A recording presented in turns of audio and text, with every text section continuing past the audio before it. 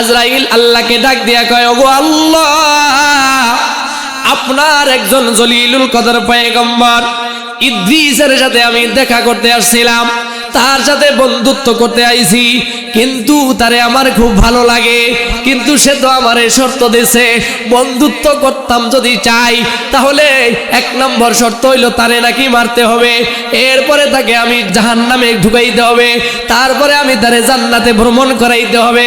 আমার আল্লাহ ডাক দিয়া কয়, আজরাইল পারমিশন দিয়া দিলাম, যাও আমার পয়গম্বর ইদ্রিসের সাথে তুমি বন্ধুত্ব করো। আজরাইল চলে আসলেন ইদ্রিস আলাইহিসসালাতু ওয়াসসালামের কাছে, পয়গম্বর ইদ্রিস আলাইহিসসালাতু ওয়াসসালামের জানটাকে কবজ করলেন। জানটাকে কবজ করার পরে এইবার আবার তাকে জীবিত করলেন।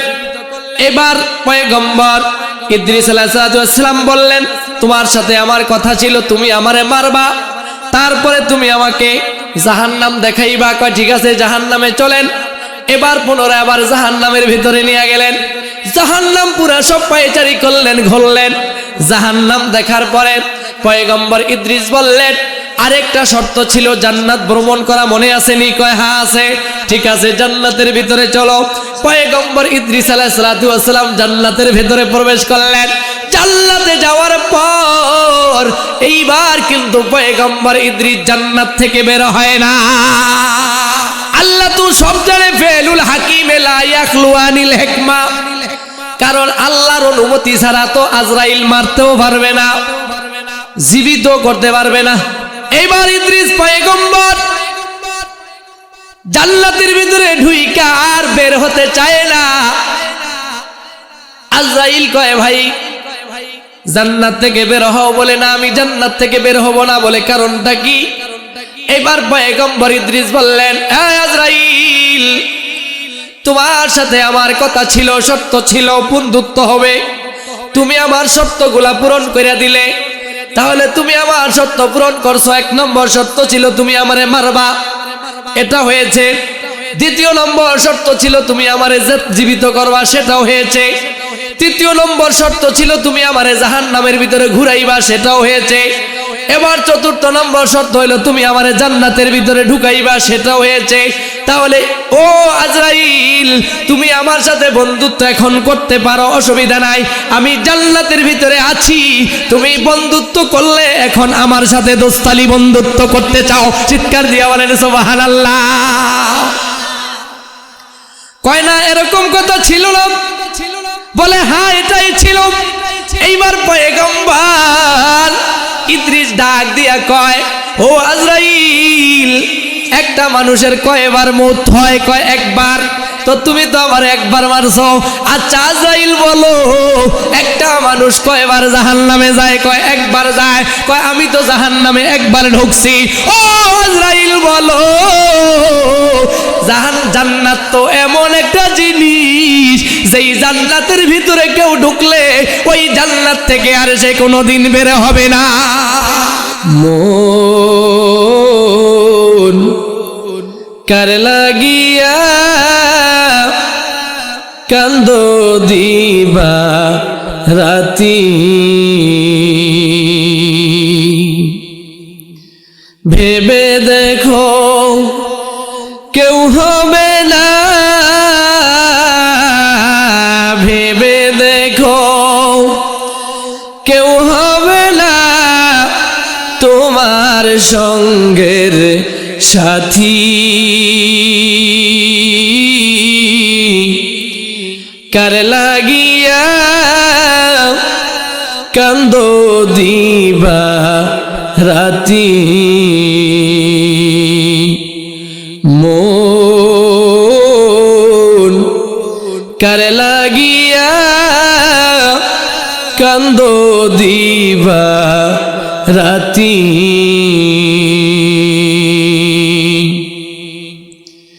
আপন আপন বহিলা যারে ভাবছো সারাক্ষণ, আসলে যে কেউ নয় তারা। কেউ নয় রে আপন, আপন আপন বহিলা যারে ভাবছ সারাক্ষণ, আসলে যে কেউ নয় তারা,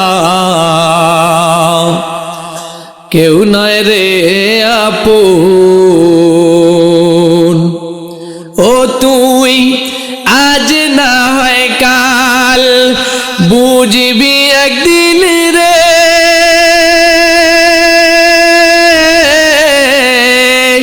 ও তুই আজ না হয় কাল বুঝবি একদিন রে,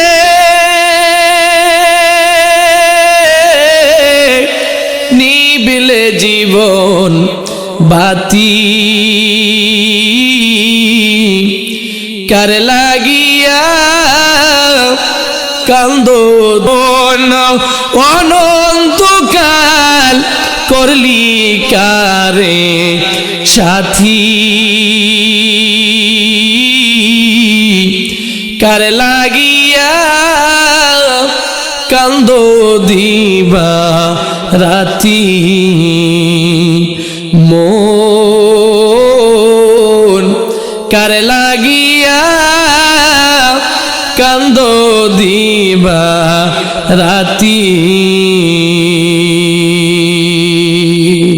হযরত মালিক ইবনে দিনার দামি একজন ব্যক্তি, জাহেদ আবেদ, তাকওয়ার পোশাক এমন ভাবে পরিধান করেছেন, আল্লাহ তাকে মকবুল করেছেন, আল্লাহ তাকে কবুল করেছেন। হযরত মালিক ইবনে দিনার একবার নৌপথে রওনা দিলেন, যাইতেছে নদীর মধ্যস্থানে যাওয়ার পরে ওই নৌকার মাঝি ডাক দিয়া কয়, এই নৌকার ভেতরে যারা আছেন আপনাদের প্রত্যেকের ভাড়া দেন। সকলে যার যার ভাড়া পকেট থেকে, ব্যাগ থেকে, খুঁটি থেকে বের করা শুরু করলেন। মালিক ইবনে দিনার উনার এরকম ভাবে মাজার ভিতরে খুসুনিয়া, মাঝার ভিতর লুকাইত, তার লুঙ্গির ভিতরে লুকাইত যেই দিনার গুলা ছিল, রুপিয়া গুলা ছিল, ওটা উনি বের করতে গেলেন। বের করার সময় তার হাত থেকে ছিটকে ওই দিনার গুলা নদীতে পড়ে গেল। মালিক ইবনে দিনার বেচাইন হয়ে গেলেন, অস্থির হয়ে গেলেন, হায় হায়, এখন তো অপমান হওয়ার পালা হয়ে গেল, বেজ্জতির পালা হয়ে গেল। এখন তো আমি এরকম ভাবে, এখন আমি কি করব? আমাকে তো অপমান হওয়া ছাড়া আর কোনো উপায় নাই। মালিক ইবনে দিনার তাৎক্ষণিক আল্লাহর শরণাপন্ন হয়ে গেল। আল্লাহ শরণাপন্ন হয়ে আল্লাহর কাছে তার কথাটাকে শেয়ার করলেন। আর কথাটাকে শেয়ার করে মালিক ইবনে দিনার তার দুইটা হাত পানির ভিতরে রাখলেন। তাৎক্ষণিক মুহূর্তের ভেতরে রাখার সঙ্গে সঙ্গে এরকম ভাবে নদীতে, সাগরে থাকা কিছু মাছ আইসা মালিক ইবনে দিনারের হাতে তার যেই রুপিয়া দিনার গুলা ছিল ওটা হাতের ভিতরে পৌঁছায়া দেয়। মালিক ইবনে দিনার ওই টাকা রুপিয়া গুলা যখন হাতে নিল, হাতে নেওয়ার পরে দেখলেন তার সাথে থাকা যেই টাকা, যেই রুপিয়া, এটা না, এটা অন্য একটা। পুনরায় রব্বে কারিমের শরণাপন্ন হলেন। মালিক, এখানে যেই টাকা রুপিয়া দিনার দেখা যায় এটা তো আমার না, আমি আমারটা চাই। বলার সঙ্গে সঙ্গে সমুদ্র থেকে আরেকটা মাছ এসে মুখের মাধ্যমে মালিক ইবনে দিনারের হাতে তো ওই দিনার, ওই রুপিয়াটা পৌঁছায় দেয়। চিৎকার দিয়া কোন সুবহানাল্লাহ। এত দামি একজন ব্যক্তি মালিক ইবনে দিনার এরকম ভাবে একবার কোথাও রওনা দিলেন রাত্রিবেলা। যাইতেছে আর পথিমধ্যে গিয়া দেখলেন একটা পুরানো কবরস্থান। ওই কবরের উপরে দুইজন ব্যক্তি বৈশাখী যেন তারা গল্প গুজব করতেছিলেন। এবার মালিক ইবনে দিনার তাদেরকে জিজ্ঞেস করলেন, তোমরা কারা? ওই দুইজন ব্যক্তি বললেন, আমরা হইলাম সরকারি লোক। কি লোক? আওয়াজ দিয়ে এখন কি লোক? আমাগো দেশে আদমশুমারি করার জন্য লোক আসে না বাড়িতে বাড়িতে, কথা বলাইব না, বাড়িতে আসে বিভিন্ন এনজিওর মাধ্যমে, বিভিন্ন প্রজেক্টের মাধ্যমে সরকার এদেরকে দেয়া দেয়, তুমি এই ওয়ার্ডের নামগুলা লিস্ট করে দেবা, তুমি ইউনিয়নের নামগুলা লিস্ট করে দেবা। এরকম ভাবে বিভিন্ন যারা বেকারত্ব আছে তাদেরকে এই দায়িত্বগুলা দেওয়া হয়। এটা সবচাইতে ভালো জানবেন, আমাদের এখানে একজন মাস্টার আছে, শহীদ মেম্বার, শহীদ, উনি জানবে, উনি একজন শিক্ষক, ওনার কাছে এই তথ্যটা ভালো আছে। বিশেষ করে শিক্ষকদেরকে এই দায়িত্বগুলা দেওয়া হয়। ওনারা গ্রামে গ্রামে গিয়ে আদমশুমারি করে আসে, লিস্ট দেয়, কথা কন ঠিক কিনা, দেয় না? দেয় না? এবার মালিক ইবনে দিনার বললেন, বিষয়টা কি? আপনারা কেমন সরকারি লোক? বলে, আমরা সরকারি লোক মানে আমরা হলাম, আমাদেরকে আল্লাহ রাব্বুল আলামিন পাঠাইছে এই এলাকায় যত খারাপ মানুষ আছে তাদের লিস্ট আমরা করি। আমরা খারাপ মানুষের লিস্ট করি, এরকম ভাবে আমরা এটা আল্লাহর কাছে জমা দিমু। আমরা সরকারি লোক বলতে আমরা দুনিয়ার সরকারি কোনো লোক না, আমরা হলাম মহান রব্বুল আলামিনের পক্ষ থেকে সরকারি লোক। আমরা দুনিয়ার কোনো মানুষ আমাদেরকে পাঠায় না। বলে, তাহলে আপনাদের কাজ কি? বলে, আমাদের কাজ হলো মহল্লার ভেতরে কারা কারা ভালো লোক আছে এদের লিস্টগুলো আমরা করি, কইরা আমরা এটা আল্লাহর কাছে এটা আমরা জমা দেব। এরকম ভাবে কিতাবের ভিতরে আছে, কোন কোন রওয়ায়াতের ভিতরে আছে প্রতি সোমবার প্রতি সপ্তাহে আল্লাহ এইভাবে ফেরেশতাদেরকে পাঠায়। আবার কোন কোন কিতাবের ভিতরে আছে মাসে পাঠায়, কোন কোন কিতাবে আছে এরকম ভাবে বছরে একবার পাঠায়। কোন কোন এরকম ভাবে এলাকায় কারা কারা ভালো মানুষ, কারা কারা নেককার আল্লাহওয়ালা দিনদার, তাদের লিস্টগুলো আমরা করি। আমাগো দেশে যদি এই লিস্ট করতো যে কারা কারা নামাজ পড়ে ফজরের নামাজের পরে, কি কন, ফজরের নামাজের পরে মসজিদের সভাপতি যদি এই লিস্ট করত যে এই এলাকায় আজকের ফজরের নামাজ কারা পড়ছে, তাহলে কয়জন মুক্তি পাইত? কন, চাল্লি চালা দিয়া পাওয়া যাইতো? খুব কম নাকি? সংখ্যায় খুব কম পাওয়া যাইতো। কিছু তো আছে আলহামদুলিল্লাহ, সপ্তাহে একদিন আইয়ে কোন সময় যখন ইমাম সাহেব খুতবা দেয় তখন আইয়ে না। এনা গতকালকে তো শুক্রবার গেছে, আমি যখন খুতবা মাঝামাঝি, এরপরে দেখলাম যে আরে আল্লাহ, একজন ভালো লোক তাবলিগ টাবলিগ করে মোটামুটি, এই সময় মসজিদে ঢুকছে। কোন আমার মানে বুঝে ধরে না কিছু, এরা কাজটা কি? সপ্তাহের একটা দিন কমপক্ষে আল্লাহর জন্য ওয়াকফ করেন। কয়টা দিন? জোরে কোন কয়টা? আওয়াজ দিয়া কোন কয়টা? কার জন্য? জোরে কোন কার জন্য? যদি শুক্রবার দিন আপনাদের এলাকার মেম্বার যদি কইতো যে 500 টাকা করিয়া প্রত্যেকের দিব, কয় টাকা করিয়া? আচ্ছা বলেন, এই যে 500 টাকার আশায় এই লোকগুলি কি 2টার সময় হাজিরা দিত না 10টার আগে যেয়ে দিত? কথা কন, কোন সময় সিরিয়াল পাইতেন?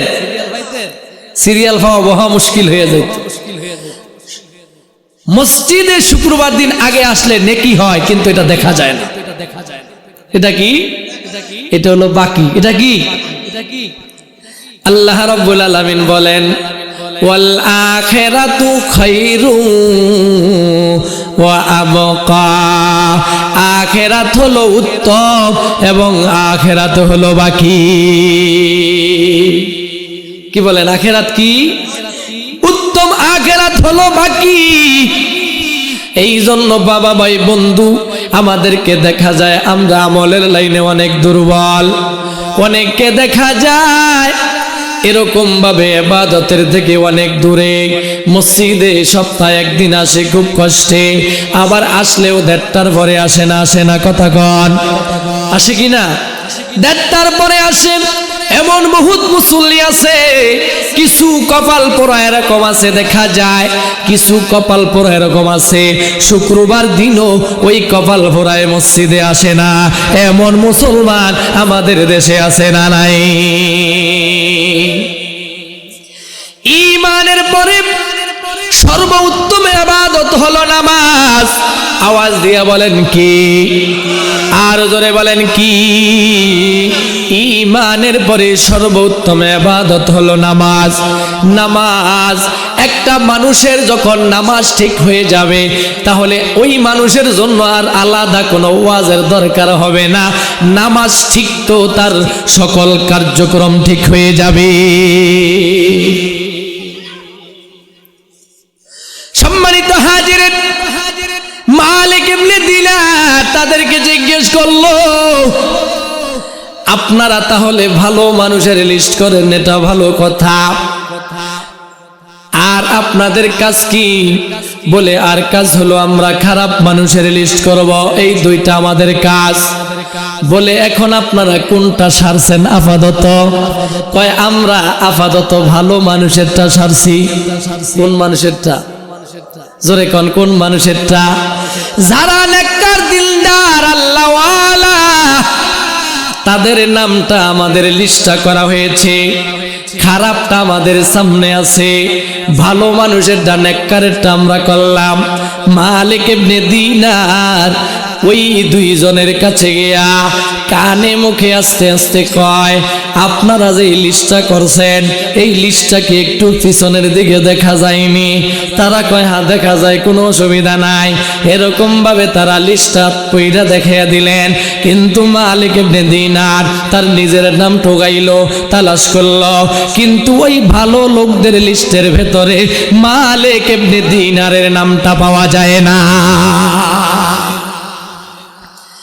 মালিক ইবনে দিনার অস্থির হয়ে গেলেন, বেচैन হয়ে গেলেন, পেরেশান হয়ে গেলেন, বেহুশ হয়ে গেলেন। হায় হায়, আমার নামটা যেহেতু ভালো লোকের লিস্টের ভেতরে নাই, নেককার আল্লাহওয়ালাদের লিস্টের ভেতরে নাই, এরকম ভাবে দিনদার যারা তাদের লিস্টের ভেতরে নাই, যারা জান্নাতি তাদের লিস্টের ভেতরে নাই, তাহলে তো নিশ্চয়ই আমার নামটা খারাপ লোকের লিস্টের ভেতরে পড়ে যাবে।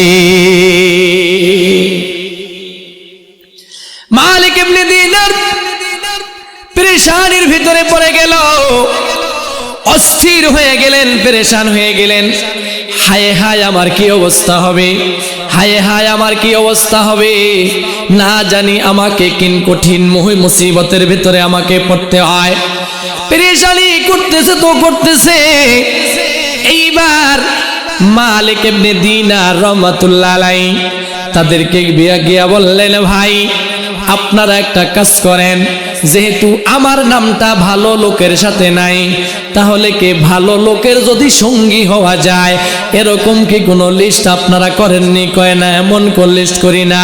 বলে তাহলে একটা কাজ করেন, যেই জায়গায় আপনারা ভালো লোকের লিস্ট করেছেন ওই জায়গার হাসিয়ার ভেতরে টিকা টিকা, আপনারা বলবেন যারা শিক্ষিত ব্যক্তি বইয়ের নিচের দিকে একটা টিকা থাকে, আমার নামটা কি সেই জায়গায় কি একটু লিখে রাখা যায় না? আপনারা একটু কষ্ট করে মেহেরবানি করে আমার নামটা একটু সেই জায়গায় একটু লিখে রাখেন।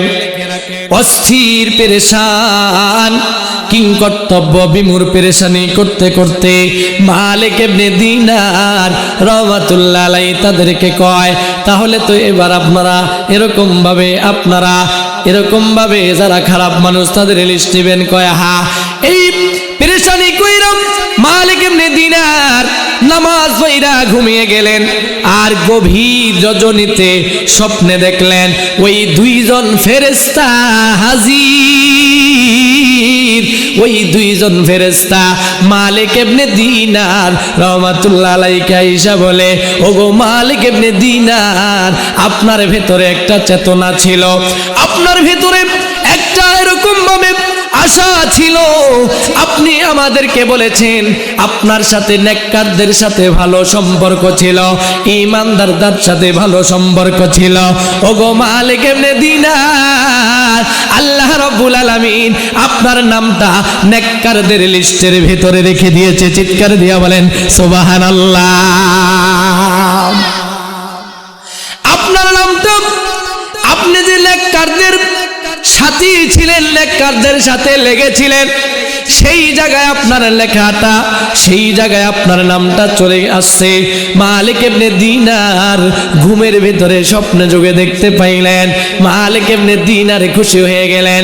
ও বাবা ভাই বন্ধু, গতকালকের আমাদের আলোচনা ছিল, আল্লাহ রাব্বুল আলামিন জানিয়ে দেয়, ইয়া আইয়ুহাল্লাযীনা আমানু, হে ঈমানদারেরা, ইত্তাকুল্লাহ, কাকে ভয় করো? চিৎকার দিয়া কান, আল্লাহকে ভয় করো। অকুনু মা'আস সাদিকিন, এবং সত্যবাদীদের সাথী হয়ে যাও, সঙ্গী হয়ে যাও। ইবলিস মুআল্লামুল মালায়েকা ছিল। পৃথিবীর এমন কোন জায়গা নাই যেই জায়গায় ইবলিস সিজদা করে নাই। ইবলিস যদি আল্লাহর কথা মানত, তাহলে এই ইবলিস কি লানত প্রাপ্ত হইত? কোশ্চিন কালেও না, সে লানত প্রাপ্ত হতো না, সে অভিশপ্ত হতো না। বলি ইবলিস এরকম ভাবে খারাপটাকে চয়েস করলেন, যার কারণে আমার আল্লাহ এই ইবলিসকে মুআল্লামুল মালায়েকা, আল্লাহ তাআলা তাকে মালউন প্রাপ্ত করেছেন। কথা কোন ঠিক কিনা? এই জন্য নেককারদের সাথে যদি কোনো মানুষ লেগে থাকে, তার কপালটা খুলে যাবে। আল্লাহ তাআলা তাকে এরকম ভাবে জান্নাতে যাওয়ার ওসিলা বানিয়ে দিবে। নেককারদের সাথে যদি কোনো মানুষ লেগে থাকে, আল্লাহ তাকে এরকম ভাবে তওবা নসিব করে দেয়। কি নসিব করে দেয়? জোরে কোন, কি নসিব করে দেয়? তওবা নসিব করে দেয়।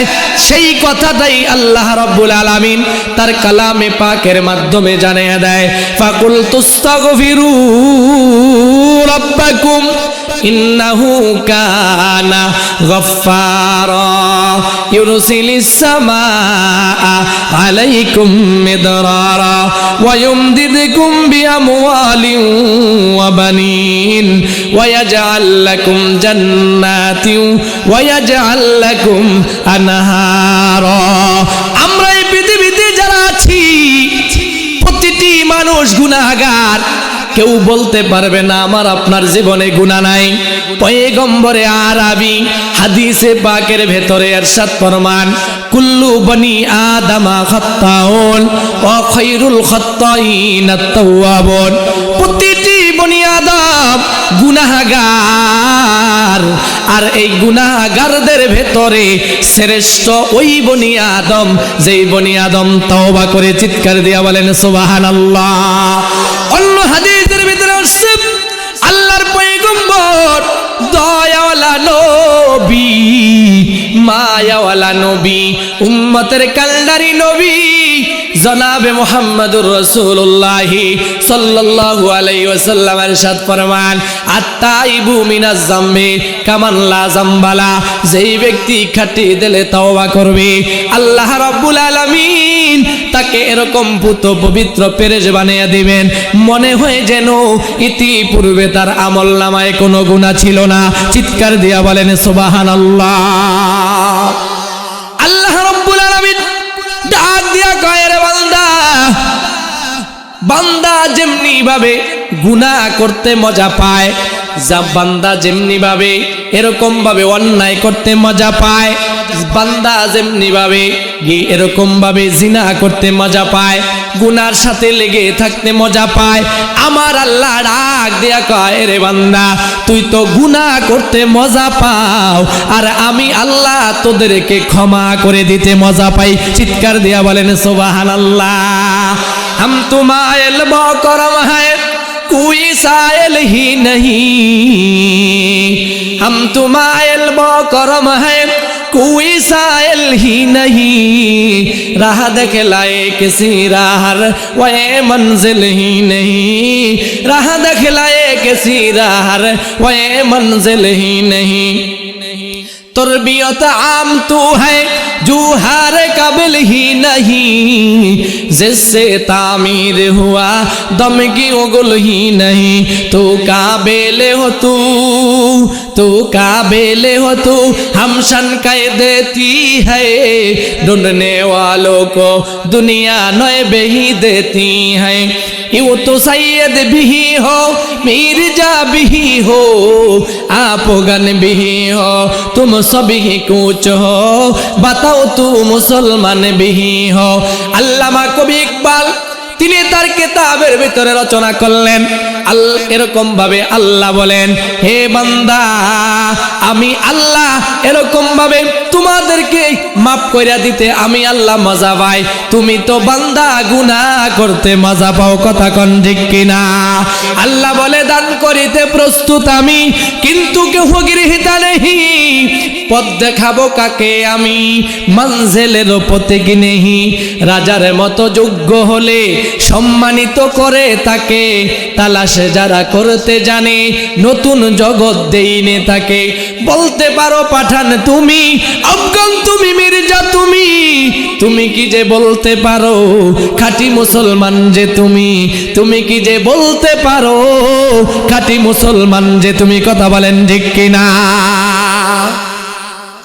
আমরা তো সবাই মুসলমান এই কথার ভেতরে সন্দেহ নাই আমরা সকলে ঈমানদার এই কথার ভেতরেও সন্দেহ নাই কিন্তু আমাদের ভিতরে মুসলমানের পূর্ণাঙ্গতা পাওয়া যায় না আমাদের ঈমানের পূর্ণাঙ্গতা পাওয়া যায় না কথা বলেন ঠিক কিনা এটা আমার কথা না আল্লামা কবি ইকবাল তার রচিত গ্রন্থ কুল্লিয়াত ইকবালের ভেতরে রচনা করলেন হাম মুসলমান হে মগর হাম মে मुसलमानी नहीं दिल में ईमान है मगर ईमान में कामिल नहीं दिल में ईमान है मगर ईमान में कामिल नहीं আমরা সকলে ঈমানদার কিন্তু আমাদের ঈমানটা পরিপূর্ণ না ঈমান আমাদের দুর্বল কথা কোন ঠিক কিনা যে ঈমান আমাদেরকে এখনো পর্যন্ত দৈনিক 5 বার মসজিদে হাজিরা করায় না কথা কোন ঠিক কিনা ঈমান নাই এই কথা বলা যাবে না ঈমান আছে কিন্তু সেই ঈমান এখনো পর্যন্ত সুদ থেকে ফিরায় না কথা কোন ঠিক কিনা ঈমান আছে যে ঈমান এখনো পর্যন্ত যৌতুক থেকে ফিরায় না ঈমান আছে যে ঈমান এখনো পর্যন্ত গীবত শিকায়াত অন্যের ক্ষতি থেকে ফিরায় না কথা কোন ঠিক কিনা যত 2 নম্বরই আছে সকল 2 নম্বরের সাথে একটা ভাগ আছে এমন লোক আমাদের দেশে আছে না নাই কথা কোন যত অন্যায় আছে সালনি জ্বালা দিলে পাওয়া যায় অমুকের একটা নাম আছে কথা কোন এমন যুবক আমাদের আপনাদের এখানে আছে কিনা আমি জানি না আমাগো জায়গায় আছে আছে এই জন্য আমরা সবাই ঈমানদার দাবি করি হ্যাঁ ঠিক আছে কিন্তু পরিপূর্ণতা এখনো অর্জন হয় না এই জন্য পরিপূর্ণতা যদি অর্জন করতে চাও সম্পর্ক রাখো উলামায়ে কেরামের সাথে সম্পর্ক রাখো আপনাদের লালমোহনের কৃতি সন্তান মাহিউস সুন্নাহ আল্লামা আব্দুল আউয়াল সাহেব দামাত বারাকাতুহু এই জাতীয় লোকদের সাথে নিসবত রাখো এই জাতীয় লোকদের সাথে সম্পর্ক রাখো মসজিদের ইমামের সাথে নিসবত লাগাও মসজিদের মুয়াজ্জিনের সাথে সম্পর্ক রাখো দেখবা আস্তে আস্তে তোমার ভেতরে দিন চলে আসবে তোমার থেকে এরকম ভাবে নেক কাজগুলো বের হবে পোলাডারে যখন বিয়া করাইতে যাইবা ইমামের সাথে মশওয়ারা নিবা ইমাম সাহেব কোনোদিন আল্লাহর রাসূলের বিরুদ্ধাচরণ হয় এমন কোন পরামর্শ দিবে না কথা কোন ঠিক কিনা আজকে আমাদের স্যারে একটা কথা বলছে আমরা তো এক জায়গায় কথা বললে এখান থেকে অর্জন করি আমরা যারা বক্তা আমরা কিন্তু শেয়ান মাল এই কথা আজকে আপনাকে বলে দিলাম আমরা পুরা পৃথিবীর খবর রাখি সারা বাংলাদেশের সব খবর রাইখা ডানে বামে সামনে পিছনে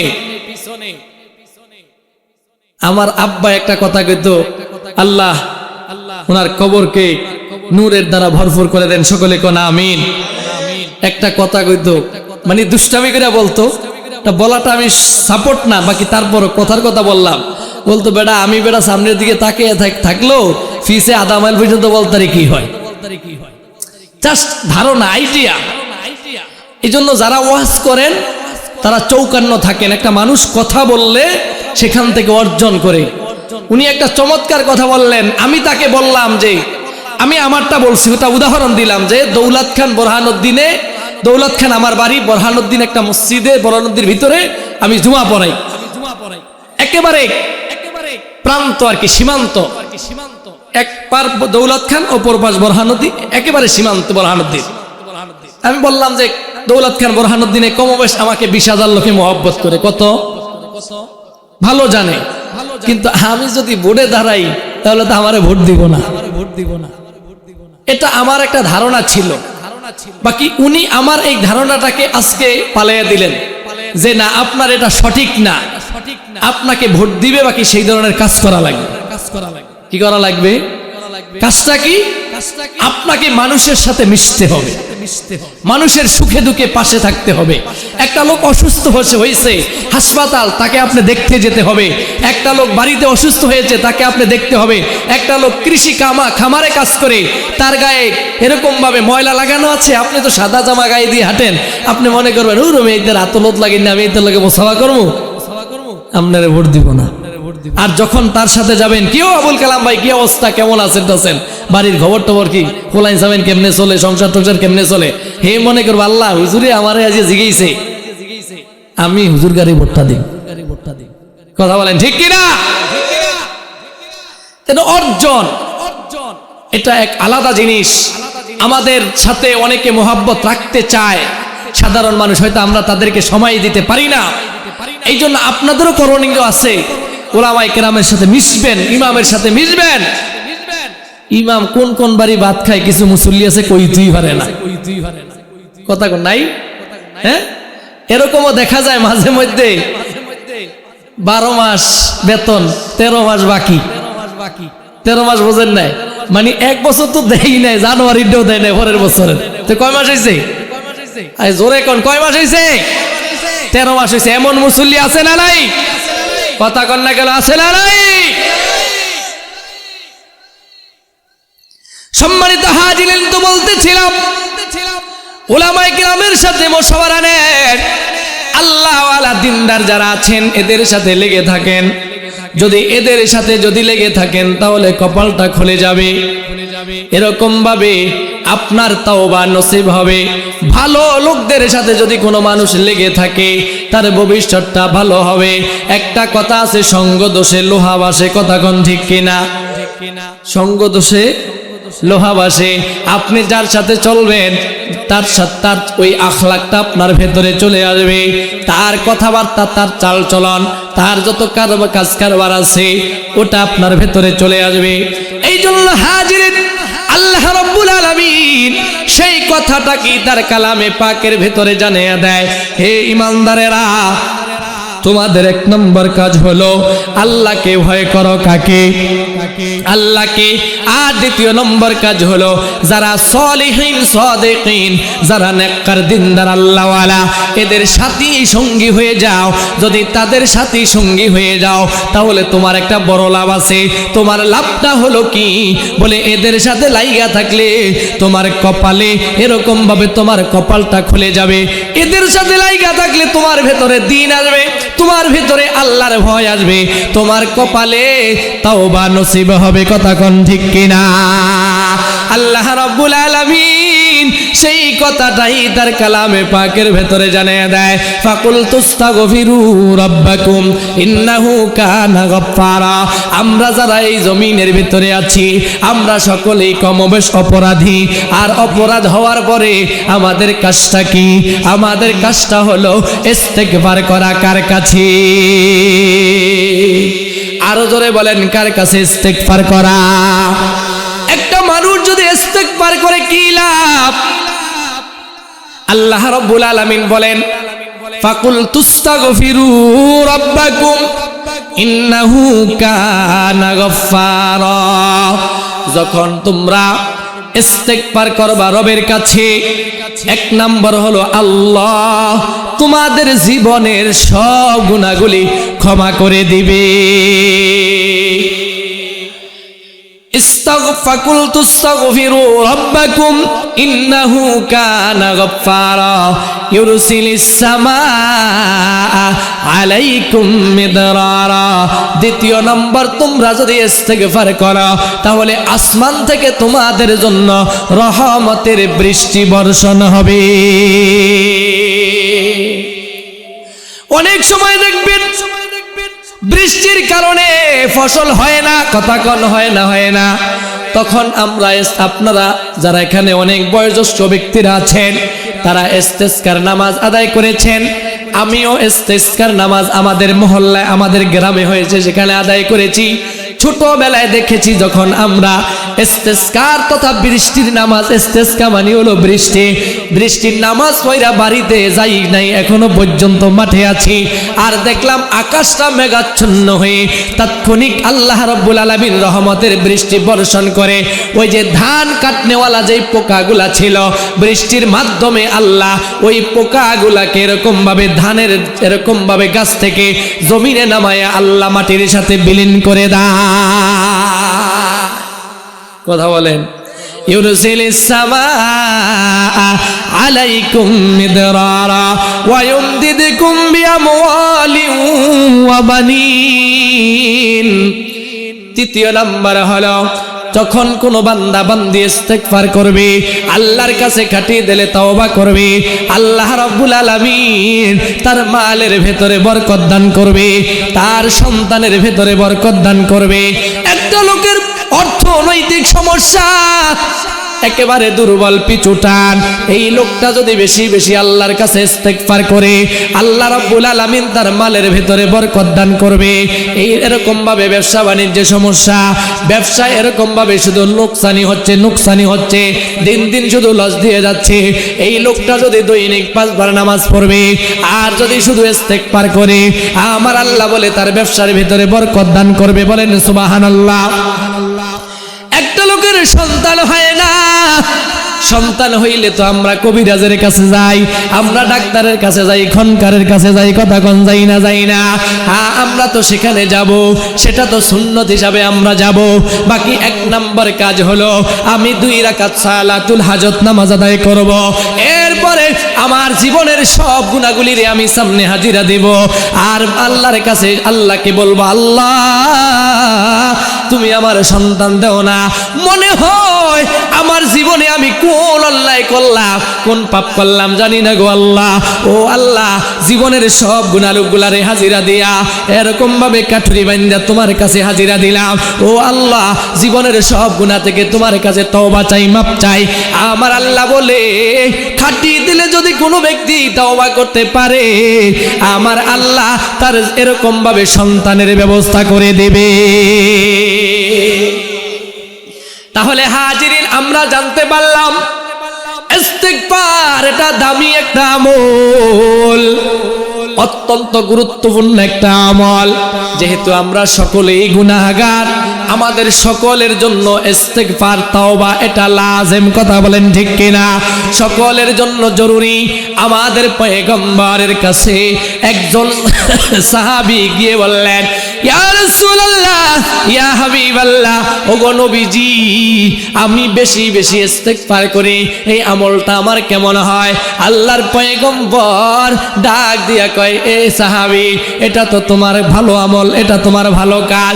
এ সাহাবী, তুমি যেমন বেশি বেশি ইস্তেগফার করো, আমি নবীও বেশি বেশি ইস্তেগফার করি। চিৎকার দিয়া বলেন সুবহানাল্লাহ। এখন প্রশ্ন হলো, নবীজির তো জীবনে কোনো গুনাহ নাই, নবীরা হলেন মাসুম। বলেন নবীরা কি? জোরে কোন নবীরা কি? মাসুম। মাসুম মানে হলো নিষ্পাপ, তাদের কোনো গুনাহ নাই।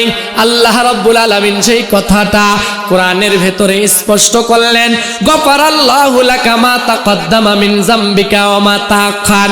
নবীদের কোনো গুনাহ নাই, নবীরা হলেন মাসুম, নিষ্পাপ, প্রেষপুত, পবিত্র। আর সাহাবায়ে কেরাম হলেন মাহফুজ, অর্থাৎ সাহাবাদেরকে আল্লাহ রাব্বুল আলামিন কুদরতি ভাবে হেফাজত রাখে। কোনো মানুষকে যদি আল্লাহ হেফাজত না রাখেন, তাহলে ও স্বাভাবিকভাবে চলার কথা না। দেখবেন একটা মানুষ রাতে ঘুমায়, কথা বলেন ঘুমায় কিনা, তার হাত কোথায় যায় খবর আসেনি, পা কোন জায়গায় যায় তার খবর আসেনি, গায়ের উপরে লেপ কম্বল তার কোনো খবর নাই, কানটা খোলা, নাকটা খোলা, চোখটা খোলা, সবকিছু খোলা, কানের পাশ দিয়ে একটা পিপিলিকা হাইটা যায়। কথা বলেন, ওই যে বিষাক্ত প্রাণীগুলা কানের পাশ দেয়া যায়, নাকের পাশ দেয়া যায়, মুখের পাশ দেয়া যায়, কিন্তু নাকের ভিতরে মুখের ভিতরে এরকম ভাবে কোথাও প্রবেশ করে না। কারণটা কি? কারণটা হইল আপনার আমার কেরামতি আর বুজুর্গি না, কারণটা হইল আল্লাহ তাআলা আপনাকে আমাকে পাহারাদারির জন্য ফেরেশতা নির্বাচিত করে রেখেছে। এই ফেরেশতারা আপনাকে আমাকে পাহারাদারি করে সার্বক্ষণিক। আপনি আমি কি করি না করি এগুলা তো লিপিবদ্ধ করি। এছাড়া আপনার আমার হেফাজতের জন্য ফেরেশতা আছে, বিশেষ করে দুইজন ফেরেশতা তো সার্বক্ষণিক থাকে। কিরামান কাতিবিনা ইয়ালামুনা মা তাফআলুন। কিরামান কাতিবিন ফেরেশতা দুইজন মানুষেরই সাথে থাকে সদা সর্বক্ষণ। পাপ পুণ্য ভালো মন্দ যা করে বান্দায় সবই তারা লেখে রাখে আমল নামায়, সবই তারা লেখে রাখে আমল নামায়। কথা কোন ঠিক কিনা? এই জন্য আমার আপনার কেরামতি না, আমার আপনার বুজুর্গি না, আমাদেরকে সেভ করার জন্য আল্লাহ এরকম ভাবে নির্ধারিত ফেরেশতা রাখেন সে না রাখেন নাই। নবীরা নিষ্পাপ, নবীজিরা মাসুম, এদের থেকে কোনো গুনাহ হইতো না, আল্লাহ এদেরকে নিষ্পাপ করে রাখছেন। সাহাবায়ে কেরাম মাহফুজ, সাহাবায়ে কেরামদের দ্বারা সাহাবায়ে কেরামদেরকে আল্লাহ হেফাজতে রাখছেন। এই কথার উপরে ঈমান আনতে হবে। কেউ যদি যাররা পরিমাণ যদি সন্দেহ পোষণ করে, তার ঈমানের ভেতরে কি আসবে? খলল আসবে। কি আসবে? ত্রুটি আসবে। কি আসবে? ত্রুটি আসবে। খবরদার, এটার ব্যাপারে যাররা পরিমাণ সন্দেহ করা যাবে না। ওই সাহাবী বললেন, ওগো নবীজি, আইসি জায়গা মতন, ওগো নবীজি, আমি নিয়মিত এরকম ভাবে তাওবা করি, আমার কাজটা কি? এইবার আল্লাহর পয়গম্বর বললেন, তোমার কাজটা ভালো, তুমি যেমন আল্লাহর কাছে ইস্তেগফার করো, আমি নবীও আল্লাহর কাছে ইস্তেগফার করি। চিৎকার দিয়া কোন সুবহানাল্লাহ। হয়তো আপনাদের কাছে প্রশ্ন হলো, হুজুর, নবীদের তো কোনো গুনাহ নাই, তাহলে তারা কেন ইস্তেগফার করবে? কারণটা কি? নবী কেন ইস্তেগফার করবে? বলে, নবী তো নিজের গুনাহ মাফ করার জন্য ইস্তেগফার করে না, নবী উম্মতদেরকে শিক্ষা দেওয়ার জন্য ইস্তেগফার করেছে।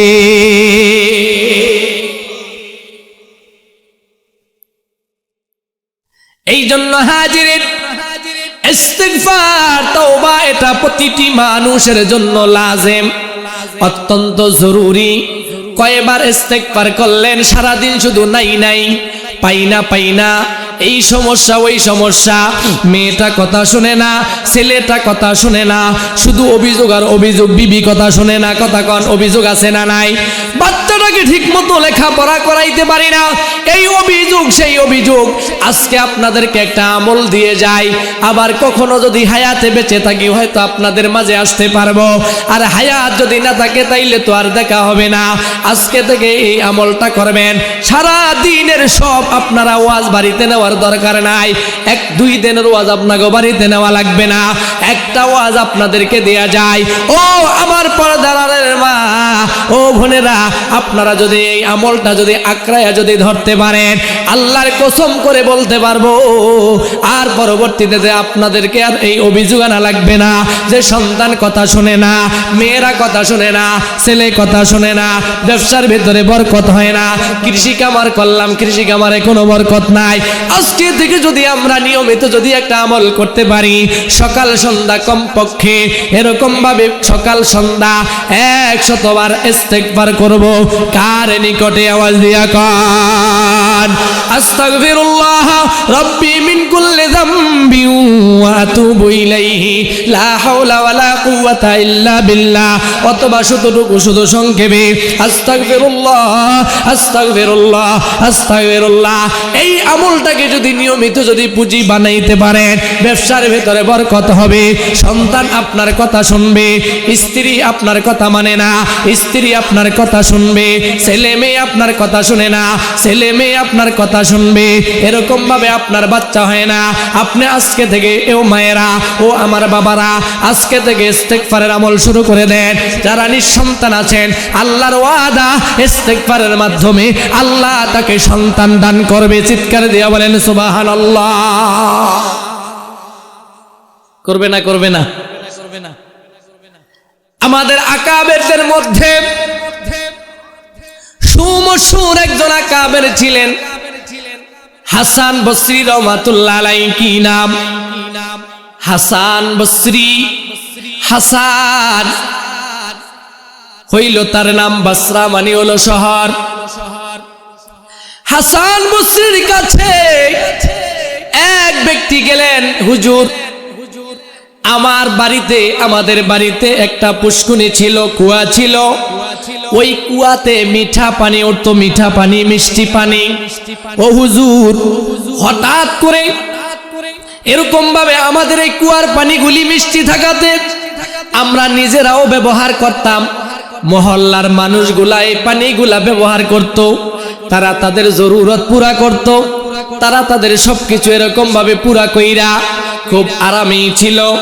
হঠাৎ করে আমাদের এই কুয়ার মিষ্টি পানিটা বন্ধ হয়ে গেছে, এখন আর কুয়ায় পানি নাই, এখন কি করব?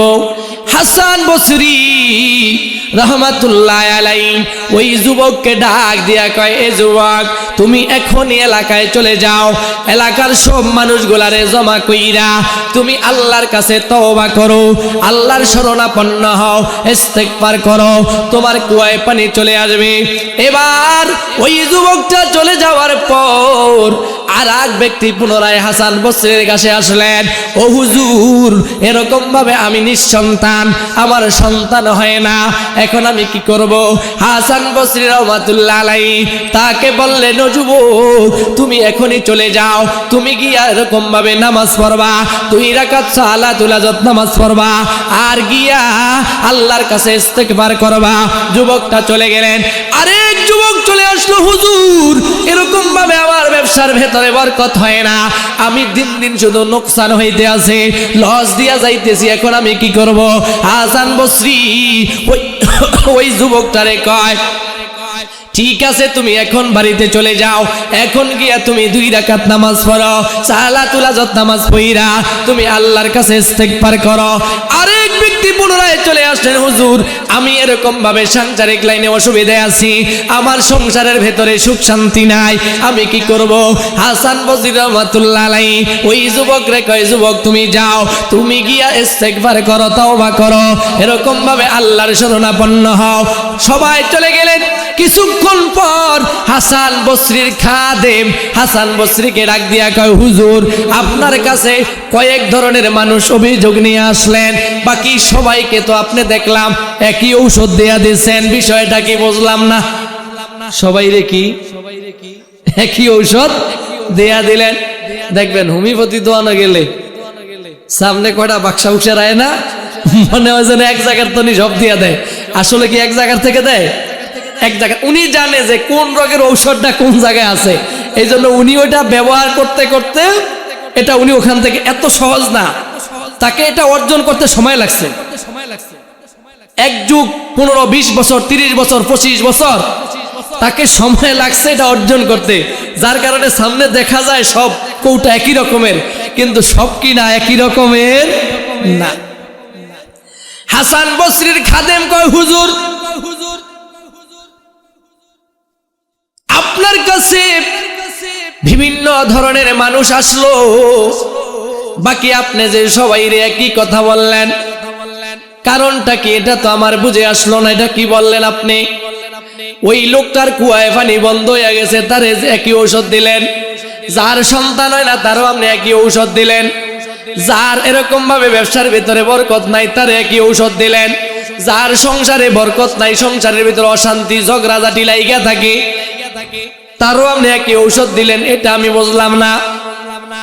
হাসান বসরি রহমাতুল্লাহ আলাইহি ডাক দিয়া কই, এইটা তো আমি ঔষধ দেই নাই, এই ঔষধ তো আল্লাহ তাআলা তার কালামে পাকের ভেতরে, আল্লাহ তাআলা সূরা নূর ভিতরে আল্লাহ দিয়েছেন 10 নম্বর আয়াত, ফাকুল তুস্তাগফিরু রাব্বাকুম ইন্নাহু কানা গফফারা ইউরসিলিস সামাআ আলাইকুম মিদরারা ওয়া ইউমদিদুকুম বিআমওয়ালিন ওয়া বানিন ওয়া ইয়াজআল লাকুম জান্নাত ওয়ায়াজআল লাকুম আনহারা।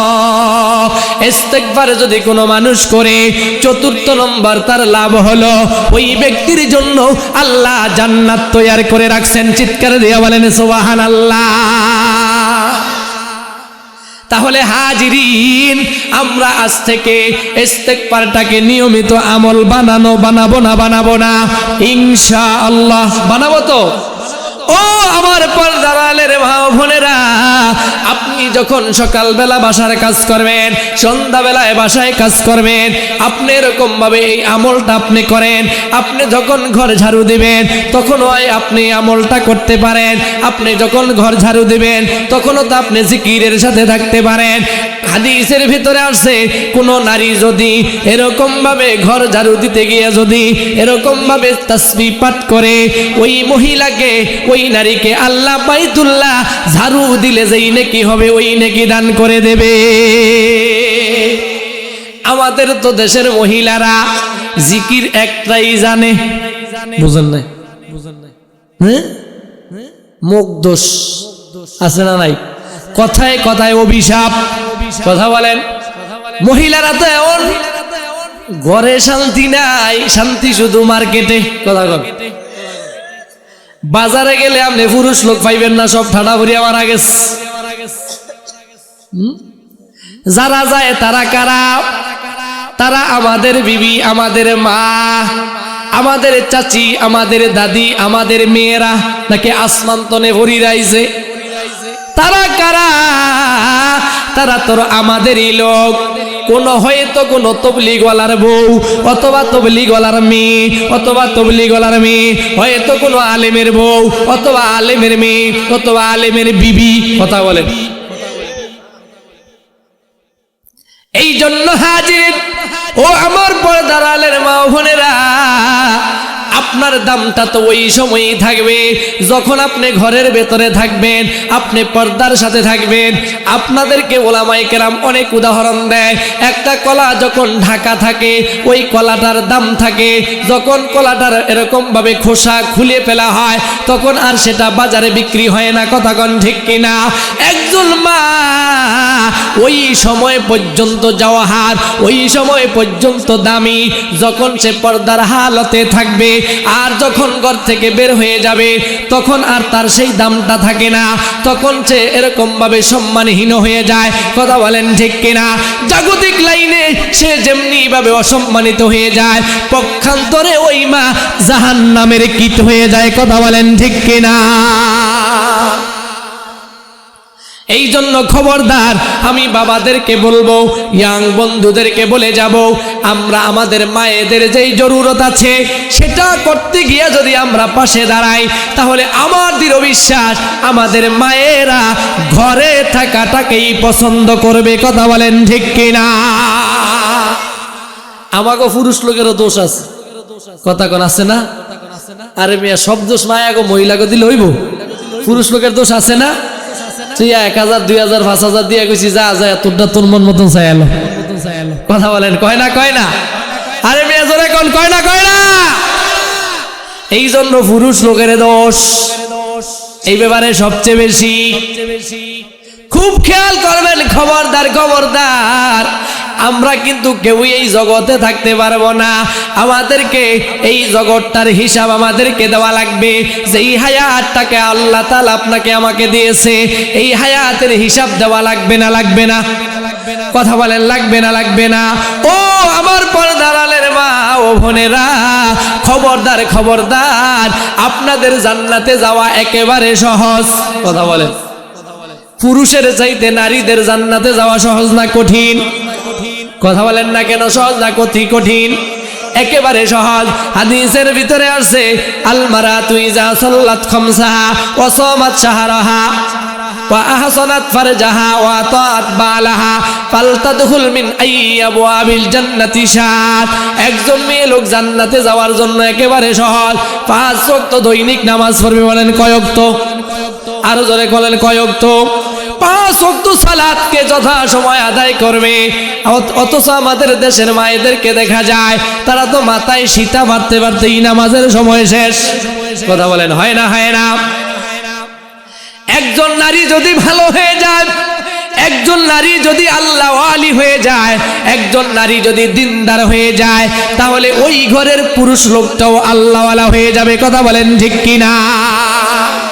কথা বলেন যাবে না? যাবে না?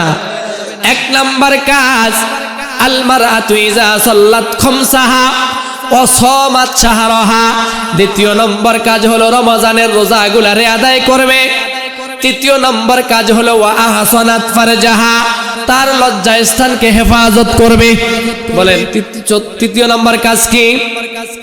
লজ্জা স্থানের কি করবে? হেফাজত করবে। 4 নম্বর কাজ হলো ওয়া আতাআত বালাহা, স্বামীর অনুসরণ করবে, স্বামীর অনুকরণ করবে। স্বামী যখন ঘর থেকে এরকম ভাবে পর্দার হালাতে যদি কোথাও মেডিকেলে নেয় সেখানে যাবে, অথবা যদি কোনো মার্কেটে ইমার্জেন্সি প্রয়োজন হয় স্বামীর সাথে পর্দার হালতে ঘর থেকে বের হবে। এছাড়া স্বামীর অনুমতি ব্যতি রেখে ঘর থেকে বের হওয়া একজন মায়ের জন্য জায়েজ হবে। কথা বলেন হবে? তাহলে মেয়ে লোকের কাজ জান্নাতে যাওয়ার জন্য বেশি না কম? একেবারে কম। কথা বলেন। কিন্তু আমাদের মায়েদের ভেতরে আল্লাহর পয়গম্বর যেহেতু সবে এরকম ভাবে এখন রজব মাস, আল্লাহর পয়গম্বর এই রজব মাসেই তার মেরাজ হয়েছে। আল্লাহ তাআলা আমার নবীকে জান্নাত ভ্রমণ করাইলেন, জাহান্নাম ভ্রমণ করাইলেন। আমার পয়গম্বর জাহান্নামে গিয়া দেখলেন কিছু নারীদেরকে কাঁচি দিয়া তার গাল কাটতেছে। আমার পয়গম্বর জিবরাইলের জিজ্ঞেস করলেন, ভাই জিবরাইল, যেই নারীগুলিরে দেখা যায় তাদের কাঁচি দিয়া গাল কাটতেছে, এরা কারা? জিবরাইল ডাক দিয়া কয়, এরা হইল আপনার উম্মতের ভেতরে ওই নারী যারা এরকম ভাবে যাদের ভিতরে একটা রোগ আছিল। সেই রোগটা হলো তারা বেশি বেশি মানুষকে অভিশপ্ত করত, স্বামীরে অভিশাপ দিত, বাচ্চা করে অভিশাপ দিত। কথা বলেন কথায় কথায় আমাদের মায়েরা এই অভিশাপ গালিগালাজ করে না? করে না? কথা বলেন করে না? করে না? আরো জোরে বলেন করে না? করে না? এই জন্য মায়েরা খবরদার, খবরদার, আপনারা আজ থেকে তওবা করবেন, ইস্তেগফার করবেন। পিছনে যদি কোনো ভুল হয়ে থাকে, যদি পর্দা লঙ্ঘন হয়ে থাকে, আর জবানের দ্বারা যদি কোনো গুনাহ হয়ে থাকে, আজকের খাটিয়ে দিলে তওবা করবেন। আল্লাহ অবশ্যই অবশ্যই যত বড় গুনাহ করে থাকেন না কেন, আল্লাহ রব্বুল আলামিন জীবনের সব গুনাহগুলো আল্লাহ ক্ষমা করে দেবে। কথা বলেন আল্লাহর কাছে এই আস্থা আছে না নাই? জোরে বলেন এই আস্থা আছে না নাই? আল্লাহ কি দিতে পারে না? পারে না? আমি আপনাদেরকে নবীজির একটা হাদিস শরীফ শুনাইয়া আমি আমার আলোচনার সমাপ্তি ঘটাবো। বাকি তার আগে আমি আপনাদেরকে আরো কিছু আনুষঙ্গিক কথা বলি। ও আমার মা বোনেরা, ও বৃদ্ধ বাবারা, ও যুবক বন্ধুরা, মৃত্যু এমন একটা জিনিস যেটা গতকালকেরও বলেছিলাম, আজকেরও বলি, আমাদেরকে অবশ্যই অবশ্যই আমাদেরকে মৃত্যুবরণ করা লাগবে। আর মৃত্যু এমন একটা জিনিস, এই মৃত্যুর তারিখ এটা কারো কাছে জানা নাই। আর যে একবার মৃত্যুবরণ করবে তাকে আর দ্বিতীয়বার মরা লাগবে না, একবারই তার কাম শেষ। কথা কন, কথা বলেন, একবার কি নাকি মাইরা আবার যাত্রা করে করে কিনা? কথা বলেন না, করেনি? এই জন্য ওই আশায় থাকেন না। জেলের ভিতরে ঢুকাইলে জামিন হওয়ার সম্ভাবনা আছে। কথা বলেন আছে না নাই? কিন্তু মৃত্যু এমন একটা জিনিস, মৃত্যুটা যদি ঈমানের হালতে হয়, কালেমাটার সহ যদি হয়, তাহলে তো ভাগ্য ভালো, কপালটা খুলে গেছে। আর যদি খারাপ হালতে হয় তাহলে কিন্তু অবস্থা খারাপ, কবর জগৎ থেকে জাহান্নামের শাস্তি ভোগ করা লাগবে। আর যদি নাকি ঈমানের সাথে হয় তাহলে কবর জগৎ থেকেই জান্নাতের নাজ নেয়ামত ভোগ করতে পারবো। বাকি মৃত্যুটা যে ভালো হবে তার আগে কিছু কাজ আছে। কাজটা হইল সার্বক্ষণিক ঈমানের সাথে থাকা, নেক আমলের সাথে থাকা। কিসের সাথে থাকা? নেক আমলের সাথে লাইগা থাকা।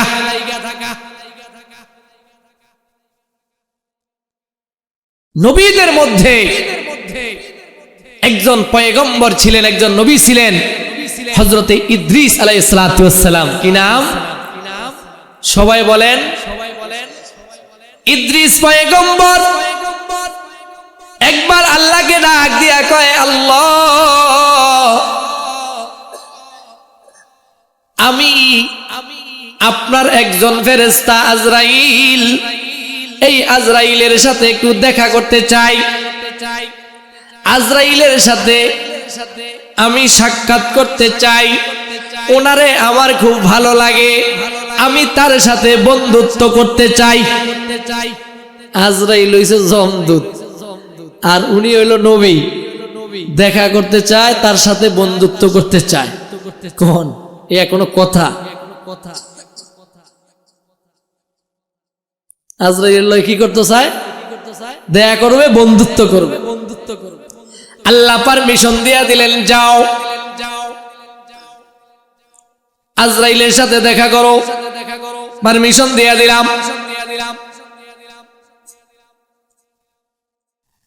এইবার আজরাইল আর ইদ্রিস আলাইহিস সালাম দুইজন কথোপকথন করতেছিলেন। একজন আরেকজনের সাথে দোস্তালি করবে, বন্ধুত্ব করবে। পয়গম্বর ইদ্রিস আলাইহিস সালাম বললেন, আমি আপনার সাথে বন্ধুত্ব করব, তবে আমার শর্ত আছে। কি আছে? আরে খুব খেয়াল করেন, আমি মুখস্থ কথা কই না, মনে করেন না যে খালি হুজুরে কিচ্ছা কাহিনী কয় না। শিক্ষা আছে, এগুলা থেকে শিক্ষা অর্জন করতে হবে। শিক্ষা আছে না নাই? আপনি যে আমার সাথে বন্ধুত্ব করতে চান, আমার কিন্তু শর্ত আছে। কি আছে? শর্ত এক নম্বর শর্ত হলো, আপনি যদি আমার সাথে বন্ধুত্ব করতে চান তাহলে আপনি আমাকে মারতে হবে। কি করতে হবে? আপনি আমাকে মাইরা এক নম্বর কাজ। দ্বিতীয় নম্বর কাজ হলো, আপনি আমাকে জাহান্নামের ভিতরে ঢুকাইতে হবে, জাহান্নামেটা আমারে দেখাইতে হবে। তৃতীয় নম্বর কাজ হলো, আপনি আমাকে জান্নাতের ভিতরে ঢুকাইতে হবে, জান্নাত দেখাইতে হবে। কি দেখাইতে হবে? জান্নাত দেখাইতে। আজরাইল আল্লাহর থেকে পারমিশন নেওয়া ছাড়া কোনো কথা বলতে পারবে না, কোনো কাজ করতে পারবে না। কার হুকুমে কাজ করবে? জোরে কোন, কার হুকুমে? আজরাইল তার কাজ তো হলো মানুষের জান কবজ করা। আজরাইল আল্লাহকে ডাক দিয়া কয়, ওগো আল্লাহ, আপনার একজন জলিলুল কদর পয়গম্বর ইদ্রিসের সাথে আমি দেখা করতে আসছিলাম, তার সাথে বন্ধুত্ব করতে আইছি, কিন্তু তারে আমার খুব ভালো লাগে, কিন্তু সে তো আমারে শর্ত দিয়েছে, বন্ধুত্ব করতাম যদি চাই তাহলে এক নম্বর শর্ত হইল তারে নাকি মারতে হবে, এরপরে তাকে আমি জান্নাত জাহান্নামে ঢুকাইতে হবে, তারপরে আমি তারে জান্নাতে ভ্রমণ করাইতে হবে। আমার আল্লাহ ডাক দিয়া কয়, আজরাইল পারমিশন দিয়া দিলাম। বলেন সুবহানাল্লাহ। কি দিয়া দিলাম? পারমিশন দিয়া দিলাম, যাও আমার পয়গম্বর ইদ্রিসের সাথে তুমি বন্ধুত্ব করো। আজরাইল চলে আসলেন ইদ্রিস আলাইহিস সালামের কাছে। পয়গম্বর ইদ্রিস আলাইহিস সালামের জানটাকে কবজ করলেন। জানটাকে কবজ করার পরে এইবার আবার তাকে জীবিত করলেন। এবার পয়গম্বর ইদ্রিস আলাইহিস সালাম বললেন, তোমার সাথে আমার কথা ছিল তুমি আমারে মারবা, তারপরে তুমি আমাকে জাহান্নাম দেখাইবা। কয় ঠিক আছে জাহান্নামে চলেন। এবার পুনরায় আবার জাহান্নামের ভিতরে নিয়ে গেলেন। জাহান্নাম পুরা সব পায়চারি করলেন, ঘুরলেন। জাহান্নাম দেখার পরে পয়গম্বর ইদ্রিস বললেন আরেকটা শর্ত ছিল জান্নাত ভ্রমণ করা, মনে আছে নি? কয় হ্যাঁ আছে। ঠিক আছে জান্নাতের ভিতরে চলো। পয়গম্বর ইদ্রিস আলাইহিস সালাতু ওয়াস সালাম জান্নাতের ভিতরে প্রবেশ করলেন। জান্নাতে যাওয়ার পর এইবার কিন্তু পয়গম্বর ইদ্রিস জান্নাত থেকে বের হয় না। জান্নাত থেকে কথা কন। এই যে ঘটনাগুলা ঘটতেছে এগুলা কি আল্লাহ জানে না? জানে না? জোরে কন। তাফসীরের কিতাবের ভিতরে যেমন আছে ওইটা আপনাদেরকে শোনাই। আল্লাহ তো সব জানে, ফেলুল হাকিমে লা ইয়াখলু আনিল হিকমা। কারণ আল্লাহর অনুমতি ছাড়া তো আজরাইল মারতেও পারবে না, জীবিত করতে পারবে না। পারবে নি? কথা কন পারবে নি? এইবার ইদ্রিস পয়গম্বর জান্নাতের ভিতরে ঢুইকা আর বের হতে চায় না। আজরাইল কয় ভাই জান্নাত থেকে বের হও, বলে না আমি জান্নাত থেকে বের হব না। বলে কারণটা কি? এবার পয়গম্বর ইদ্রিস বললেন আজরাইল তোমার সাথে আমার কথা ছিল, শর্ত ছিল বন্ধুত্ব হবে। তুমি আমার শর্তগুলা পূরণ করে দিলে, তাহলে তুমি আমার শর্ত পূরণ করছো। 1 নম্বর শর্ত ছিল তুমি আমারে মারবা, এটা হয়েছে। 2য় নম্বর শর্ত ছিল তুমি আমারে জীবিত করবা, সেটাও হয়েছে। 3য় নম্বর শর্ত ছিল তুমি আমারে জাহান্নামের ভিতরে ঘুরাইবা, সেটাও হয়েছে। এবার 4র্থ নম্বর শর্ত হইল তুমি আমারে জান্নাতের ভিতরে ঢুকাইবা, সেটাও হয়েছে। তাহলে ও আজরাইল তুমি আমার সাথে বন্ধুত্ব এখন করতে পারো, অসুবিধা নাই। আমি জান্নাতের ভিতরে আছি, তুমি বন্ধুত্ব করলে এখন আমার সাথে দোস্তালি বন্ধুত্ব করতে চাও? চিৎকার দিয়ে বলেন সুবহানাল্লাহ। কয় না এরকম কথা ছিল না? বলে হ্যাঁ এটাই ছিল। এইবার পয়গম্বর ইদ্রিস ডাক দিয়া কয় ও আজরাইল একটা মানুষের কয়বার মৌত হয়? কয় একবার। তো তুমি তো আমার একবার মারছো। আচ্ছা আজরাইল বলো একটা মানুষ কয়বার জাহান্নামে যায়? কয় একবার যায়। কয় আমি তো জাহান্নামে একবার ঢুকছি। ও আজরাইল বলো জান্নাত তো এমন একটা জিনিস যেই জান্নাতের ভিতরে কেউ ঢুকলে ওই জান্নাত থেকে আর সে কোনোদিন বের হবে না। চিৎকার দিয়ে বলেন সুবহানাল্লাহ। তাহলে তো জান্নাতের থেকে বের হওয়া এটা আমার কাজ না, জান্নাত থেকে আমি বের হতে পারবো না, আমি বের হব না।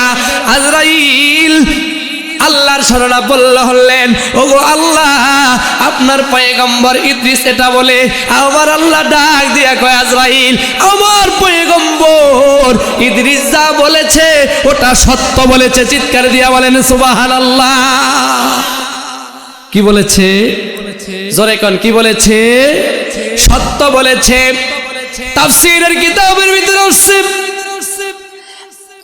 ইদ্রিস আলাইহিস সালাতু ওয়াস সালামকে জিজ্ঞাসা করা হয়েছিল আপনার জানটা যখন কবজ করা হয়েছে আপনার কি পরিমাণ কষ্ট হয়েছে, কতটুকুন কষ্ট আপনি পেয়েছেন? আচ্ছা বলেন তো দেখি।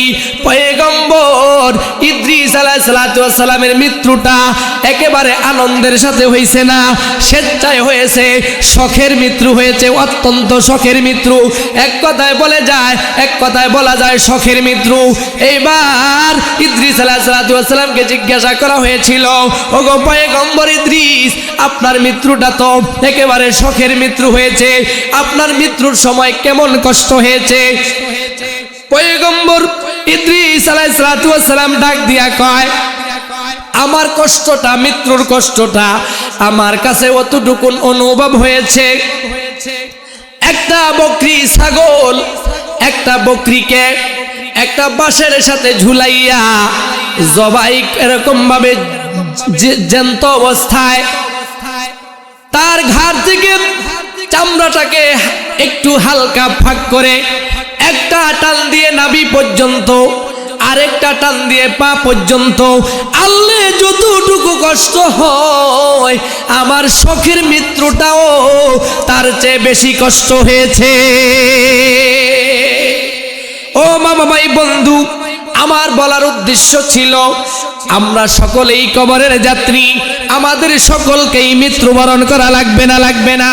আর মৃত্যুটা তো ওই সময় আনন্দের মৃত্যু হবে, ওই সময় আরামের মৃত্যু হবে যখন আপনার হায়াতে জিন্দেগিটা নেক আমলওয়ালা হয়। কথা কোন ঠিক কিনা? দামি একজন পয়গম্বর শখের মৃত্যুটা তার এত কষ্ট হয়েছে, তাহলে আমার আপনার মৃত্যুটা কি পরিমাণে কষ্টের হবে? কথা কি আমি আপনাদেরকে বুঝাইতে পেরেছি? এই জন্য আল্লাহর শরণাপন্ন হন, ইস্তিগফার ওয়ালা হায়াতটারে বানান। আল্লাহর পয়গম্বরের গুনাহ ছিল না, উম্মতদেরকে শিক্ষা দেওয়ার জন্য পয়গম্বর এরকম ভাবে নিয়মিত ইস্তিগফার পড়লেন। আমরাও এই ইস্তিগফারের আমলটাকে নিয়মিত ওজিফা বানাবো। কথা কোন ঠিক কিনা? বানানো যাবে তো ইনশাআল্লাহ? একটা মানুষ যত বড় অপরাধী হোক না কেন, আমার আল্লাহর কাছে যদি সে তওবা করে ইস্তিগফার করে আল্লাহর শরণাপন্ন হয়, আমার আল্লাহ অবশ্যই তার জীবনের গুনাহগুলোকে ক্ষমা করে দেবে। কি বলেন?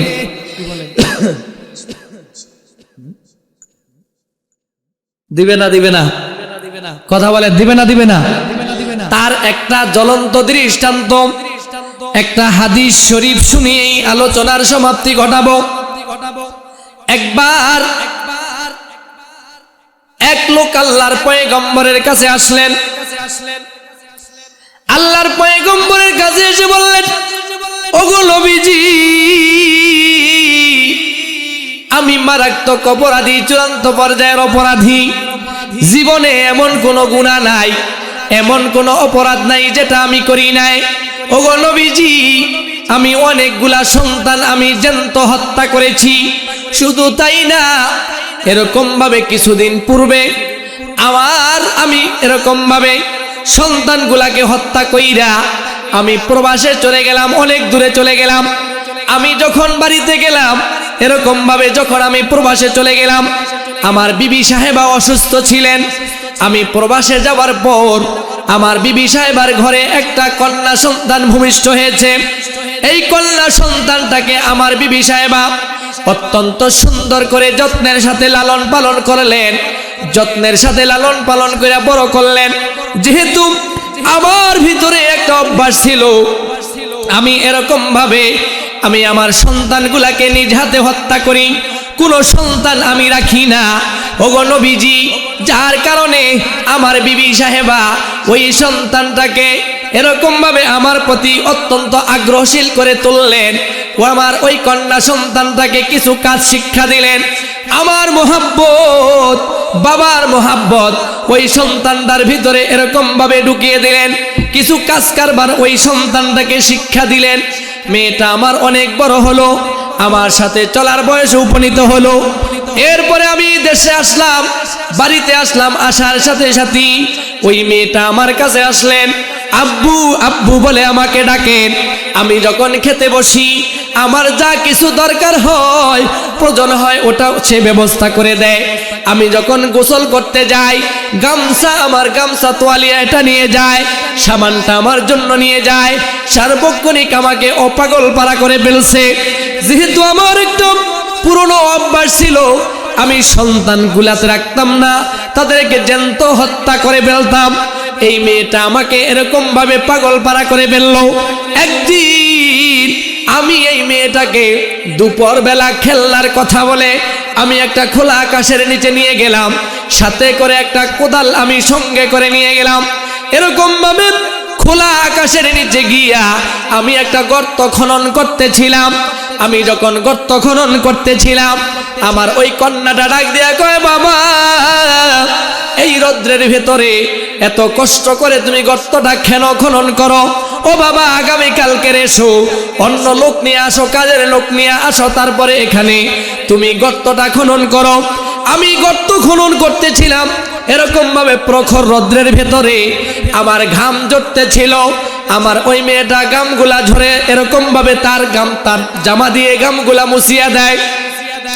গর্ত কমপ্লিট হয়ে গেল। আমি এরকম ভাবে পাষাণের মতো আমি ওই মেয়েটারে তার ঘাড়ে ধাক্কা দিয়ে আমার কোমলমতি সন্তানটাকে, কন্যাটাকে আমি গর্তের ভেতরে নিক্ষেপ করলাম। আমি গর্তের ভেতরে নিক্ষেপ করার পর আমার মেয়েটা চিৎকার দিয়ে বলে, আব্বু তুমি এটা কি করো গো বাবা? ও আব্বু, আমি কোনোদিন আমি তোমাকে ডিস্টার্ব করব না, আমি তোমার কাছে যাব না। এরপরে আমি মাটি দেওয়া শুরু করলাম। আমার মেয়েটা ডাক দেয়া কয়, আব্বু যতদিন পর্যন্ত আমি এই পৃথিবীতে বেঁচে থাকবো কোনোদিন বাবা বলে আর আমি তোমাকে ডাক দেব না। তোমার অসুবিধা নাই, তুমি আমাকে জীবনটা ভিক্ষা দাও। তারপরেও আমি পাষাণের মতো আমি মাটি দেওয়াই দিতেইছিলাম। এরপরে আমার মেয়েটা চূড়ান্ত পর্যায়ে আমাকে বলল, আব্বু আমার জানটা তোমার কাছে আমি ভিক্ষা চাই, তুমি তো আমাকে জানটা একবার ভিক্ষা দাও। জীবনে কোনো দিন যতদিন বেঁচে থাকি বাবা হিসাবে তোমারে পরিচয় দেব না। ও বাবা তুমি আমাকে জানটা দিয়া দাও। তারপরেও আমি পাশাল দিল হইয়া আমি ওই মেয়েটাকে, আমার ওই কন্যাটাকে জ্যান্ত আমি হত্যা করেছি। ওগো নবীজি, আমার কি এই অপরাধ কি আল্লাহ ক্ষমা করবেননি? আমার পয়গম্বর ডাক দিয়া কয়, হ্যাঁ তোমার এই অপরাধ আল্লাহ ক্ষমা করবে, তবে শর্ত আছে, শর্ত আছে। ফাকুল তুস্তাগফিরু রাব্বাকুম ইন্নাহু কানা গফফারা ইউরসিলিস সামাআ আলাইকুম মিদরারা ওয়া ইউমদিদকুম বিআমওয়ালিন ওয়া বানিন ওয়া ইয়াজআল লাকুম জান্নাতিন ওয়া ইয়াজআল লাকুম আনহারা। আল্লাহর পয়গম্বর ডাক দেয়া কয়, হ্যাঁ তোমার এই অপরাধ ক্ষমা হবে, তুমি এখান থেকেও মুক্তি পাইবা, তবে শর্ত হলো তুমি খাঁটি দিলে তওবা করতে হবে। কিভাবে তওবা করবে? আরো জোরে বলেন কিভাবে? আওয়াজ দিয়া বলেন কিভাবে? খাঁটি দিলে তওবা করবে। তাহলে হাজিরিন, আল্লাহ ঘোষণা করলেন ইস্তেগফার করার জন্য, খাঁটি দিলে তওবা করার জন্য। পয়গম্বর ঘোষণা করলেন ইস্তেগফার করার জন্য। তাহলে আমাদের হায়াতটা কি ইস্তেগফার ওয়ালা হায়াত বানানো দরকার আছে না নাই? আমাদের হায়াতটা হবে যারা নেককার, আল্লাহওয়ালা, দিনদার, সাদিকিন, সালিহিন তাদের সাথে। কথা বলেন ঠিক কিনা? পারা যাইব তো ইনশাআল্লাহ। আল্লাহ সুবহানাহু ওয়া তাআলা, রাত্র অনেক গভীর হয়েছে, প্রায় 11:15 বেজেছে। যতটুকুন আলোচনা করলাম আল্লাহ তাআলা সর্বপ্রথম আমাকে, তারপরে আপনাদের সকলকে আমল করবার মতো তৌফিক দান করেন। সকলে আওয়াজ দিয়া বলেন আমিন। সকলে দুরূদ শরীফ পড়েন। আল্লাহুম্মা সাল্লি আলা মুহাম্মাদিন ওয়া আলা আলি মুহাম্মাদ কামা সাল্লাইতা আলা ইব্রাহিম ওয়া আলা আলি ইব্রাহিম ইন্নাকা হামিদুম মাজিদ। আল্লাহুম্মা বারিক আলা মুহাম্মাদিন ওয়া আলা আলি মুহাম্মাদ কামা বারাকতা আলা ইব্রাহিম ওয়া আলা আলি ইব্রাহিম ইন্নাকা হামিদুম মাজিদ। আর কোনো কথাবার্তা আছে? নাই? আলহামদুলিল্লাহি রাব্বিল আলামিন والصلاة والسلام على سيد الأنبياء والمرسلين. ربنا ظلمنا أنفسنا وإن لم تغفر لنا وترحمنا لنكونن من الخاسرين. ربنا لا تزغ قلوبنا بعد إذ هديتنا وهب لنا من لدنك رحمة إنك أنت الوهاب. رب ارحمهما كما ربياني صغيرا. رب ارحمهما كما ربياني صغيرا. ও দয়ার মালিক আল্লাহ, এই গভীর রজনীতে তোমার দরবারে হাজিরা দিলাম। ইয়া আল্লাহ, জীবনের সব গুনাহগুলি কাঠুরি বান্দা মাথায় নিয়া তোমার দরবারে হাজিরা দিলাম গো আল্লাহ।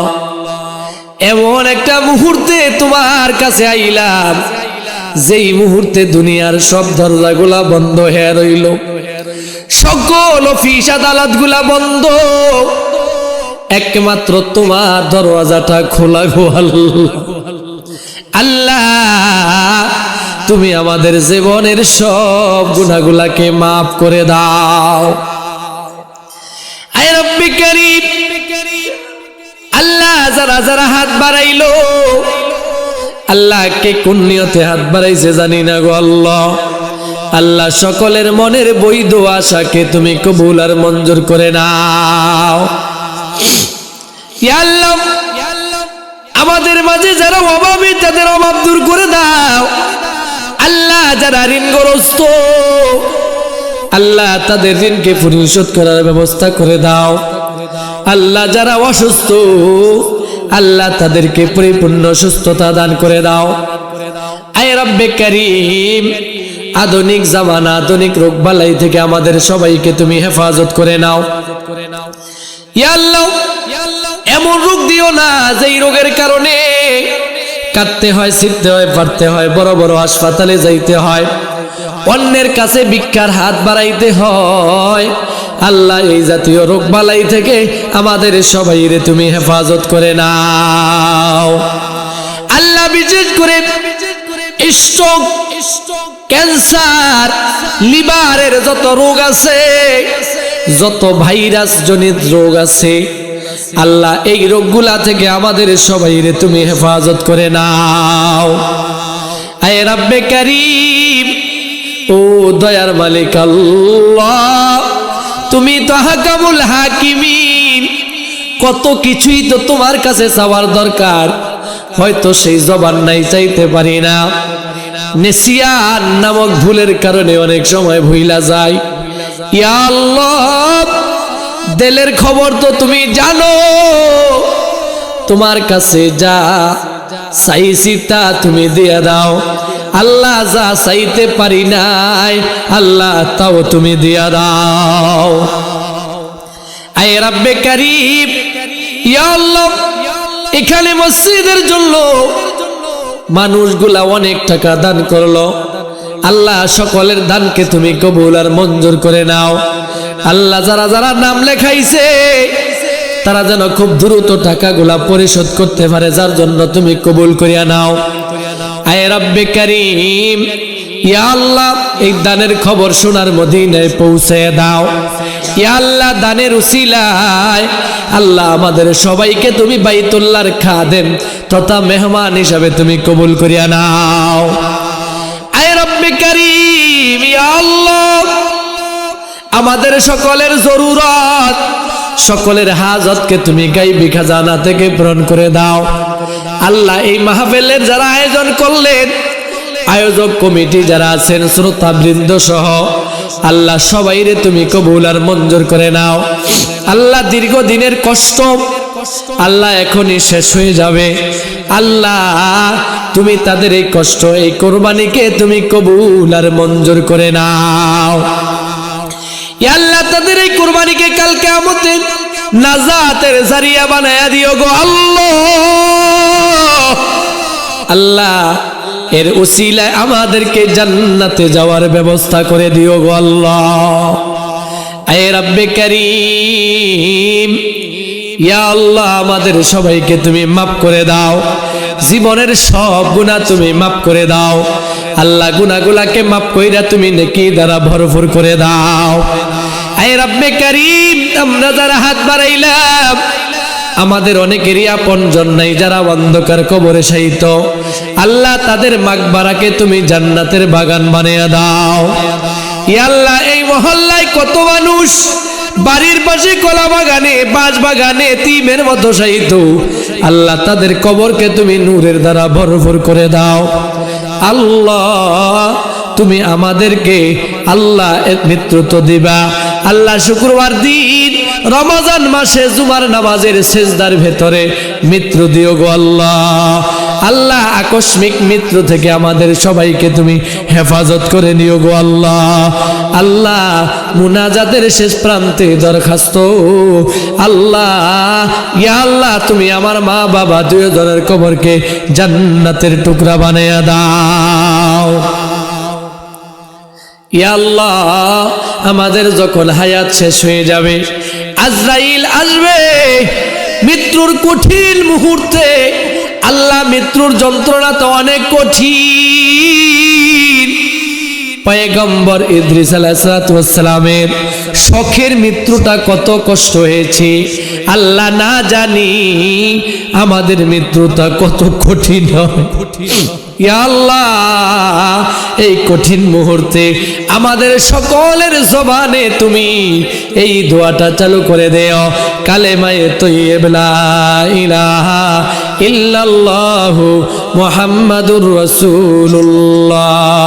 সুবহানা রাব্বিকা রাব্বিল ইজ্জাতি আম্মা ইয়াসিফুন ওয়া সালামুন আলাল মুরসালিন ওয়ালহামদুলিল্লাহি রাব্বিল আলামিন। আমিন বিরহমাতিকা ইয়া আরহামার রাহিমিন।